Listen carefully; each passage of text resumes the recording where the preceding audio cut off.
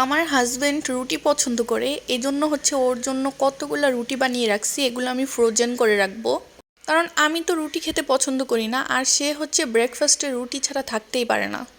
তো এটা ছিল আমার রমজানের আগের ব্লগ বা আগের ভিডিও।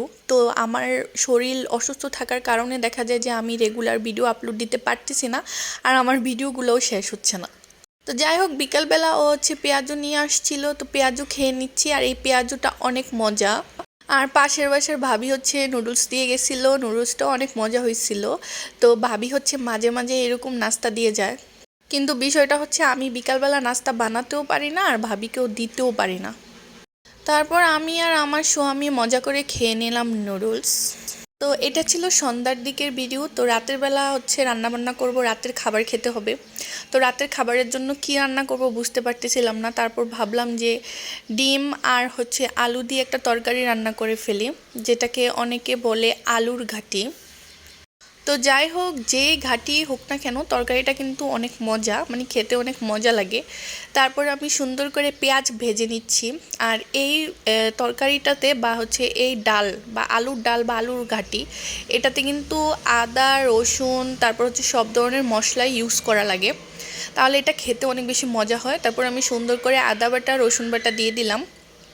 তো আদা বাটাটা ফ্রিজ থেকে নামিয়েছিলাম, তো এটা গলতেছিল না, এটা থেকে যে পানিটা বের হয়েছিল ওইটাই দিয়ে দিছি।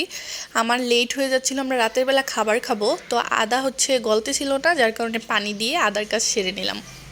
তারপরে একে একে সব ধরনের শুকনা মশলা, হলুদের গুঁড়া মরিচের গুঁড়া জিরার গুঁড়া ধনিয়া গুঁড়া সব কিছু দিয়ে দিলাম, লবণ দিয়ে সুন্দর করে মশলাটা কষিয়ে নিলাম। তারপর যে আলুগুলা আমি হাত দিয়ে চটকে নিয়েছিলাম সেগুলো সুন্দর করে দিয়ে মশলার সাথে ভালোভাবে মিশিয়ে নিলাম। তো এটা কিন্তু সুন্দরভাবে কষাতে হবে, সুন্দরভাবে বলতে ভালোভাবে কষাতে হবে, না হলে কিন্তু খেতে মজা লাগবে না। তো আমি ভালোভাবে কষিয়ে উপর দিয়ে হচ্ছে গরম পানি দিয়ে দিলাম। এই তো আমার আলুর ডাল রেডি। এখন শুধু উপর দিয়ে কাঁচামরিচ ধনেপাতা আর ডিম দিয়ে দেবো। ডিম আমি আগে থেকেই সিদ্ধ করে নিয়েছিলাম।